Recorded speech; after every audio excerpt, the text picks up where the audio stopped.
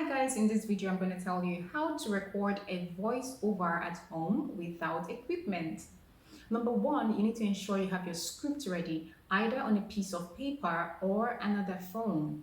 Number two, perform vocal exercises or vocal warm-ups before recording for 5 minutes. Number three, go to the most quiet part of your house for optimal soundproofing. That could be either your kitchen, your bathroom, under a duvet, or your closet to ensure that there is no background noise in the voiceover when it eventually is recorded.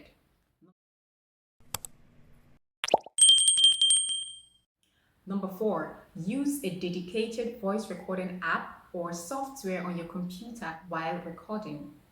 And then last but not the least, ensure clarity in pronunciation. So when pronouncing your words in a voiceover, you don't need to mispronounce words or jumble up the words altogether. The essence of the voiceover is to ensure that your listeners hear your words clearly enough.